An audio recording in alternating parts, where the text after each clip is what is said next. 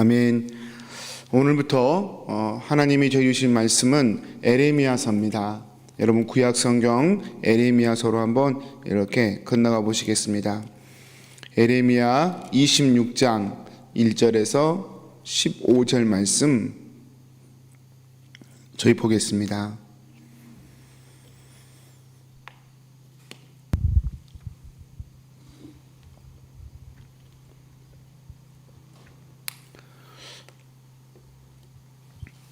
유다의 왕 요시야의 아들 여호야김이 다스리기 시작할 때에 여호와께로부터 이 말씀이 임하여 이르시되 여호와께서 이와 같이 말씀하시니라. 너는 여호와의 성전 뜰에 서서 유다 모든 성읍에서 여호와의 성전에 와서 예배하는 자에게 내가 내게 명령하여 이르게 한 모든 말을 전하되 한마디도 감하지 말라. 그들이 듣고 혹시 각각 그 악한 길에서 돌아오리라. 그리하면 내가 그들의 악행으로 말미암아 그들에게 재앙을 내리려 하던 뜻을 돌이키리라. 너는 그들에게 이와 같이 이르라. 여호와의 말씀에 너희가 나를 순종하지 아니하며 내가 너희 앞에 둔 내 율법을 행하지 아니하며 내가 너희에게 너희 종 선지자들을 꾸준히 보내 그들의 말을 순종하라고 하였으나 너희는 순종하지 아니하였느니라. 내가 이 성전을 실로같이 되게 하고 이 성을 세계 모든 민족의 저주거리가 되게 하리라 하셨느니라. 에레미야가 여호와의 성전에서 이 말을 하매 제사장들과 선지자들과 모든 백성이 듣더라. 예레미야가 여호와께서 명령하신 말씀을 모든 백성에게 전하기를 마침에 제사장들과 선지자들과 모든 백성이 그를 붙잡고 이르되 내가 반드시 죽어야 하리라. 어찌하여 내가 여호와의 이름을 의지하고 애언하여 이르기를 이 성전이 실로같이 되겠고 이 성이 황폐하여 주민이 없으리라 하느냐 하며 그 모든 백성이 여호와의 성전에서 여호와를 향하여 모여드니라. 에레미야를 향하여 모여드니라. 유다의 고관들이 이 말을 듣고 왕궁에서 여호와의 성전으로 올라가 여호와의 성전 새 대문의 입구에 앉으매 제사장들과 선지자들이 고관들과 모든 백성에게 말하여 이르되 이 사람은 죽는 것이 합당하니 너희 귀로 들음같이 이 성에 관하여 애언하였음이라. 예레미야가 모든 고관과 백성에게 말하여 이르되 여호와께서 나를 보내사 너희가 들은 바 모든 말로 이 성전과 이 성을 향하여 예언하게 하셨느니라. 그런즉 너희는 너희 길과 행위를 고치고 너희 하나님 여호와의 목소리를 청종하라. 그리하면 여호와께서 너희에게 선언하신 재앙에 대하여 뜻을 돌이키시리라. 보라, 나는 너희 손에 있으니 너희 의견에 좋은 대로 옳은 대로 하려니와 너희는 분명히 알아라. 너희가 나를 죽이면 반드시 무지한 피를 너희 몸과 이 성과 이 성 주민에게 돌리는 것이니라. 이는 여호와께서 진실로 나를 보내사 이 모든 말을 너희 귀에 말하게 하셨습니다. 아멘. 아멘. 성도님들, 오늘부터 또 에레미야 후반부를 저희가 묵상하게 됩니다. 에레미야는 구약 성경에서 시편 다음으로 가장 긴 성경입니다. 창세기도 50장이 있죠. 에레미야는 51장이 기록되어 있습니다. 그리고 에레미야는 가장 어두운 시대에 등장했던 선지자의 이야기입니다. 이미 지금 에레미야가 활동했던 시절에는 북이스라엘은 멸망하고 사라진 뒤의 이야기입니다. 에레미야가 활동했던 시기가 유다의 20명의 왕 중에 16대 왕이었던 요시야 왕부터 시작해서 마지막 왕이었던 시드기야 왕까지 이 4대에 걸쳐서 에레미야가 활동을 합니다. 여러분, 왕이 4명을 거쳐서 이 에레미야가 활동했다는 뜻은 그만큼 왕이 자주 바뀌었다는 뜻이고요. 또 그만큼 유다의 정치 정세가 순탄치 않았다는 것을 의미합니다. 오늘 본문에 등장하는 왕이었던 여호야김도 사실은 동생이죠. 여호아스가 왕이 된 지 채 몇 년 되지 않아서 이 애굽 왕에 의해서 강제로 왕위에 쫓겨납니다. 죽임을 당하죠. 그러고 나서 왕이 된 사람이에요. 그러니까 스스로 어떤 힘과 지혜로 왕이 된 게 아니라 외세의 어떤 힘에 의해서 그냥 얹혀진 그런 왕이라고 할 수 있습니다. 이렇게 정세가 참 어지러웠습니다. 왕의 자리도 다른 나라에 의해서 이렇게 왕이 바뀌고 그렇게 어지러운 상황 가운데 에레미야가 예언을 하는데요. 여러분 참 이런 에레미야의 말씀을 보면 참 저희가 지금 필요한 게 또 어떤 것인가라고 하는 것을 또 느끼게 됩니다. 여러분 오늘 말씀에 보면 에레미야가 하나님으로부터 말씀을 받습니다. 뭐라고 말씀을 받느냐면 2절 말씀이죠. 하나님께서 에레미야에게 성전에 와서 예배하는 자에게 내가 너에게 준 말을 한마디도 감하지 말고 전하라, 그렇게 말씀을 합니다. 여러분 이 부분이 좀 어려운 것 같아요. 그냥 일반 사람이 아니라 예루살렘 성전에 예배하러 올라오는 자들에게. 이 말이 무슨 말입니까? 구약 종교에 신실했던 자들을 얘기하는 것이에요. 굉장히 해석하기가 좀 마음적으로 난감해지는 거예요. 아예 하나님의 이름을 안 부르는 것이 아니라 성실하게 하나님의 이름을 나름대로 부르는 자들에 대해서 이 예레미야에게 하나님의 말씀이 임한 것입니다. 그 말씀, 하나님께서 예레미야에게 주신 내용이 뭐냐면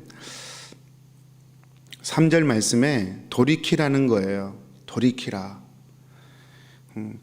여러분 예루살렘 성전에 그렇게 예배하러 나오는 자들에게 하나님이 돌이키라는 것입니다.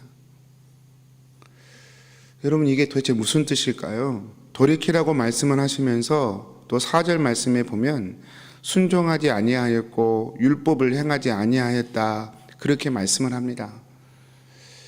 여러분 지금 성전에 올라오는 사람들이라니까요. 근데 어떻게 하나님께서 그들에게 너희는 율법을 지키지 않았고 순종하지 않았다라고 얘기하는 것일까요? 여러분 이스라엘의 유다가 북이스라엘도 마찬가지고 남유다도 마찬가지고 의식과 절차를 행하지 않은 적은 한 번도 없습니다. 겉으로 율법을 지키려고 열심을 내지 않았던 적은 한 번도 없습니다.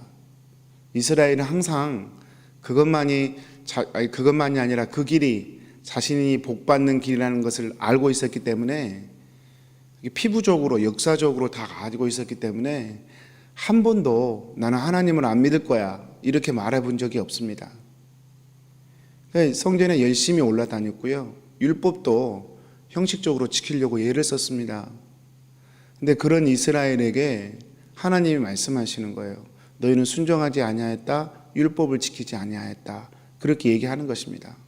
여러분 왜 그러는 것일까요? 마음으로 믿지 않았기 때문에 그렇습니다. 정말 마음으로 하나님을 의지하고 하나님을 바라보지 않았기 때문에 그렇습니다. 이스라엘 백성들이 성전에 올라왔는데 그 성전에 올라오는 것이 자신의 죄인됨과 하나님의 의로우심과 하나님의 주되심과 하나님의 완전하심을 의지하기 위하여 믿음으로 올라왔던 것이 아니었어요.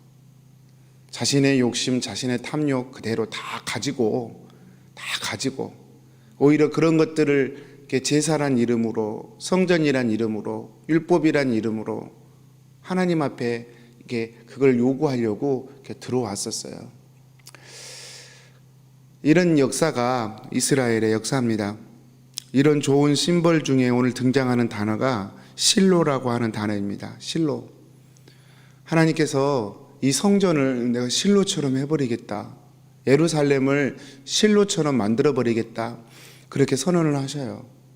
여러분 실로는 어떤 곳이냐면 엘리 제사장, 사무엘 이야기 때 엘리 제사장이 여러분 아들들이 그렇게 잘못된 행동을 하고 성전을 더럽히고 예배를 더럽히고 하나님의 이름을 욕되게 하는데도 아무 말을 안 하고 있었어요. 전쟁이 났죠. 그래서 전쟁에 나가서 졌어요. 그래서 그들이 왜 졌는가 생각한 거예요. 왜 졌지 우리가? 그들이 생각해내는 게 법궤를 안 가지고 가서 그래. 법궤를 가져가면 우리가 이겨. 생각했어요. 그리고 법궤를 앞세워서 블레셋과의 전쟁에 나갔습니다. 이길 줄 알았어요. 의기양양했어요. 적군도 그 소리를 듣고 기죽어 할 정도로 의기양양했습니다. 그런데 결과는 정반대였습니다. 전쟁에서 졌을 뿐만 아니라 법궤를 빼앗겨 버렸죠. 이 뒤로부터 실로는 법궤가 빼앗긴 뒤로 실로는 이스라엘 백성들의 관심의 대상에서 멀어졌습니다. 당연하겠죠. 실로가 존재했던 이유는 이스라엘 가운데 의미 있었던 이유는 법궤를 가지고 있었을 때 그때였는데 법궤가 없어져 버리니까 사람들이 실로를 안 찾는 거예요. 실로를 안 찾으니까 실로가 여러분 자풀이 자라고 사람들이 왕래하지 않는 이상한 그런 곳이 되어버린 것입니다. 하나님께서 성전, 예루살렘 성전을 그렇게 만들어 버리시겠다는 거예요. 지금 예루살렘 성전에 예배하러 올라오는 유대인들에게 그 얘기를 하라는 것입니다. 얼마나 어렵겠습니까? 에레미야도 이 말씀 전하기가 참 어려웠을 것이고 이 말씀을 받아들이는 이스라엘 백성들도 쉽지 않았을 거예요, 사실은. 그런데 성도님들, 왜 이런 말씀이 선포되냐라고 하는 것이죠. 실로에서 이스라엘 백성들이 법궤를 왜 빼앗겼습니까? 그들이 법궤를 믿긴 믿었잖아요. 그런데 법궤만 믿었어요. 하나님을 믿는 것이 아니라. 여러분, 여기에 아주 민감한, 마치 수술 가위로 암 부위를 잘라내는 것처럼 좀 우리의 민감함이 필요합니다. 여러분, 법궤는 하나님을 믿기 위한 도구이고 법궤를 내세운다는 건 하나님을 의지한다는 것을 의미해야 하는데 법궤를 내세우면서 하나님과 멀어지는 결과물이 생겨버린 것입니다. 여러분, 어쩌면 이것이 우리 한국교회의 모습이 아닐까요? 부인할 수 없죠. 한국교회가 건물을 자랑하고 교세를 자랑하고 돈을 자랑하고 이러다가 어느새 여러분 손가락질 받고 상식과 세상의 이성이 조롱하는 그런 곳이 되어버렸습니다. 누구의 잘못일까요? 세상 사람들의 잘못일까요? 세상 사람들은 하나님을 모르기 때문에 그들의 잘못이라고 말하기에는 우리가 너무 무책임하죠. 여러분, 교회도 조직도 그다음에 예배 형식도 다 하나님을 믿기 위해 존재해야 하는 것인데 어느새부터 바로 그 조건들 때문에 하나님을 의지하지 않고 믿지 않게 되어버린 것입니다. 교회 건물이 있으니까 하나님은 우리와 함께 하시는 거야. 우리는 주일날 예배를 드리니까 우리는 하나님이 우리와 함께 하시는 거야. 나는 예수님을 믿는다고 말했으니까 하나님이 나와 함께 하시는 거야. 이렇게요. 너무 쉽게 주객이 전도된다고 그러죠. 그렇게 전도되어 버린 생각을 우리도 모르는 사이에 갖게 되어 버리는 것입니다. 하나님께서 에레미야를 통하여 내가 실로처럼 해버릴 것이다. 그 말은 지금 이스라엘이 마치 사무엘 시대에 엘리 제사장 시대에 이스라엘처럼 행동하고 있는 것입니다. 법궤를 앞세우지만 하나님을 안 믿었어요. 성전에 올라오지만 하나님을 안 믿었어요. 그런 이스라엘에게 실로를 하나님이 말씀하시면서 실로처럼 하겠다 말씀하시는 것이죠. 사랑하는 성도님들, 이제 에레미야 말씀 저희가 이제 쭉 볼 텐데요. 에레미야 말씀을 볼 때마다 이제 저희가 생각해야 할 것은 우리 속에 혹시 이런 모습이 있지 않나 점검해 보는 것입니다. 복음은 항상 여러분 은혜로 값없이 의롭다 하심을 얻는다 여기서 끝나지 않습니다. 하나님의 사랑은 우리에게 값없이 거저주시는 은혜지만 그렇다고 아무렇게나 살아라고 그냥 아무렇게나 살아도 내가 다 사랑해 줄 테니까 염려하지 말라고 그렇게 말한 적이 성경 어느 곳에도 한 번도 없습니다. 하나님의 백성이니 백성답게 살아내야 한다고 성경이 반복해서 얘기하셨지 그저 아무렇게나 살아라. 삐뚤어진 부모들이 자식에 대해서 그러죠. 아무렇게나 살아. 내가 다 커버해 줄게. 사고 치면 변호사 불러주고 덮어주고 불법을 저질러더라도 아들의 죄를 가려주고, 여러분 그것을 우리가 세상에서도 악이라고 하지 않습니까? 하나님이 그런 악을 저지른 분은 아니시라는 것이죠. 사랑하는 성도님들, 오늘 이제 예레미야 첫 번째 시간 제가 말씀 묵상하면서 한국교회의 아픔을 우리 아픔으로 한번 고백했으면 좋겠습니다. 그리고 사실은 제가 한국교회라고 좀 객관화시켜 얘기하지만 그건 저의 문제이고 우리의 문제인 거죠. 저는 그런 문제가 없을까요? 아닐 겁니다. 돌이키고 회개하고, 주님 제가 잘못된 부분이 있으면 더 가르쳐 주십시오. 알게 해 주십시오. 더 애통하는 심령으로 주님 바라보게 해 주십시오. 이런 우리 스스로를 위한 기도로 오늘 하루도 주님 붙들고 시작했으면 좋겠습니다. 우리 성도님들 오늘 하루도 예레미야 말씀 묵상하면서 실로처럼 되어버린 조국 대한민국, 실로처럼 되어가는 이 땅에 또 수많은 우리의 삶들 하나님 불쌍히 여겨달라고, 다시 회복시켜달라고 또 주님 앞에 이렇게 기도하며 나아가는 하루가 되시기를 축복합니다. 우리 기도하겠습니다.